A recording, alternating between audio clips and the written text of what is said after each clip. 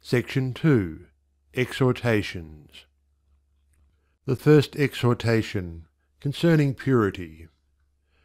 The purity that is stainless, to this I exhort men.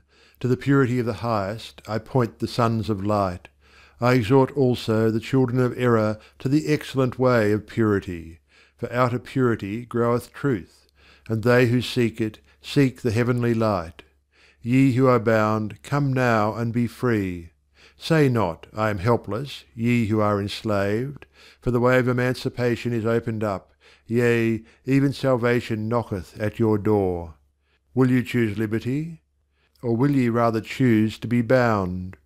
In purity there is freedom, understanding dwelleth in her temple, and joy and gladness and peace are her doorkeepers.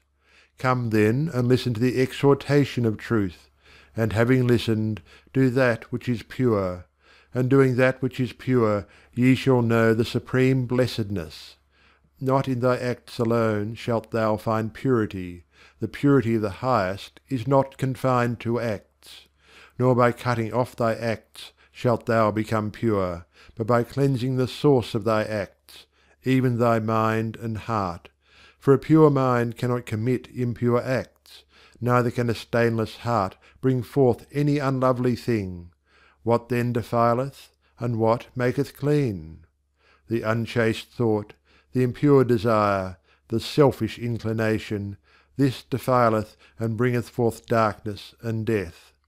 The pure thought, the holy aspiration, the unselfish love, this cleanseth and bringeth forth light and love. Come then and see how straight is the narrow path of purity. Come and know how open and unsecret are the beautiful courts of truth. Come and understand how simple is the excellent law of righteousness. Easy to find and pleasant to walk is the path of purity. Open wide and inviting entrance are the gates of truth. Near at hand and ready for investigation is the law of righteousness. To harbour hateful thoughts, to cherish lustful inclinations, to nurture the seeds of malice in the heart, this defileth and leadeth to suffering. To thirst for pleasures and rewards, to dwell upon the sins of others, and to think, I am better than this man, this maketh impure and causeth thee to wander from truth, to seek for thyself, and not to consider others, to depreciate others, and to think highly of thine own works, and to make proud and stubborn thy heart. This staineth thy soul, and taketh thee away from thy peace. Behold, how glorious is the path of purity! How lovely is the treasury of truth! How comely and beautiful is the garment of holiness! To be free from hatred, lust, and malice, how sweet, how pleasant! Not to desire pleasures and rewards, how good, how joyful! Not to magnify evil in others, how fair, how lovely! To put away all egotism, how beautiful, how peaceful! The blessedness of a pure heart is beyond conception, the loveliness of a sinless mind is beyond comparison, and supremely blissful is the immortality of the righteous. Peace producing is the purity of the highest, joy inspiring is the stainless life, and rich in wisdom is the heart that is sinless. Ye who are tired of sin, ye who know the bitterness of impurity, ye who seek the everlasting peace, come and enter the door of purity, and let holiness be your companion. Purify your thoughts, wash white the garment of your mind, cleanse ye the secret places of your heart. This done, truth shall come and dwell with you, knowledge shall be your lamp, and wisdom your guide. Righteousness shall be your everlasting protection, and light and joy and peace shall abide with you for ever. The second exhortation, concerning humility. The humility that is blameless, to this I exhort men. I point them to the sublime pathway of humility. Without humility who shall see truth? Without meekness who shall comprehend the All One? Without lowliness who shall find the great reality? Love dwelleth with humility, wisdom also abideth there, and peace remaineth with the lowly heart. Put away thy pride, Think no more of thy superiority, and purge thy mind of all its vanity. Then shall the truth dignify thee. Truth fleeth from pride, wisdom departeth from egotism, and holiness and vanity cannot dwell together. Out of humility cometh light, but darkness dwells with vanity and pride. Of what art thou proud, O man? Of thy beauty? Corruption awaits it. Of thy garments? The moth and the dust shall destroy them. Of thy possessions? Tomorrow another shall possess them. Of thy talents? Their lustre shall be dimmed. Of thy fame? It shall disappear as a mist. Of thy learning? Even now it is surpassed. Of thy works? They shall vanish away for ever. What then remaineth, if all these things are as naught? Wisdom remaineth, and truth and love, and joy and peace and enlightenment are established. But these cannot be known to the proud, neither can the vain man understand them, and their glory is not revealed to him that is subject to self. What can darkness reveal? He who walketh in darkness, what shall he see? The proud are blinded by darkness, the vain stumble and lose their way, and grief and desolation are the end of self. The enlightenment of humility is more than learning, the power of meekness is more than the strength of many conquerors, and he that makes lowly his mind establishes himself upon a rock.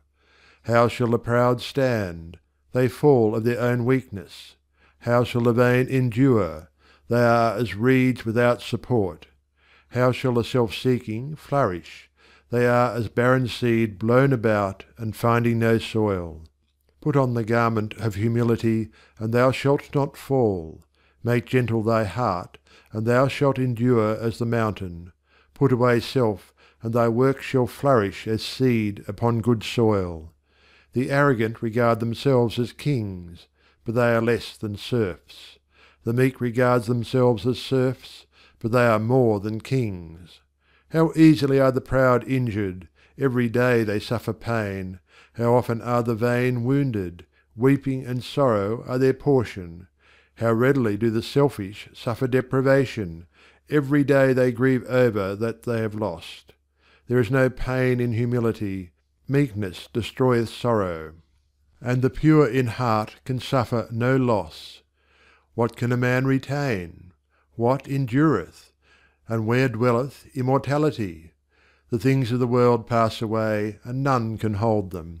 The body perishes, and is no more seen, and the opinions of men are as smoke in a high wind.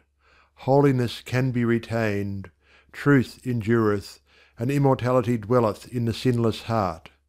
I sought the world, but peace was not there. I courted learning, but truth was not revealed. I sojourned with philosophy, but my heart was sore with vanity, and I cried, where is peace to be found? And where is the hiding place of truth? In humility I found peace. In the practice of righteousness truth was revealed, and in self-obliteration I reached the end of pain and vanity. Bend low, ye pilgrims. Prostrate yourselves, ye weary and disconsolate. Give up that ye love, ye stricken and afflicted. For he that bendeth himself shall be straitened. He that prostrateth himself shall be lifted up. And whosoever relinquisheth self shall see the end of his afflictions. Narrow and low is the portal of humility, but he that stoopeth and entereth therein shall stand for ever. The third exhortation, concerning love. The love that is perfect, to this I exhort men, even to the love of the highest. How beautiful to behold is love, how glorious to contemplate, and in practice how sweet and full of gladness. To find love is to find perfection, to know love is to know the eternal, to practice love is to manifest truth. But how is love found? How is it revealed in the heart? How is it practiced and made manifest? Not to be a partisan, not to practice hatred, not to engage in strife, not to practice deception, not to covet, not to retaliate, not to condemn, not to do all these is to find love. to put away prejudice, to rid the mind of pride and vanity, to disperse doubt and fear, to wash from the heart the stains of desire, to purify the mind of every defilement, to do all these is to know love.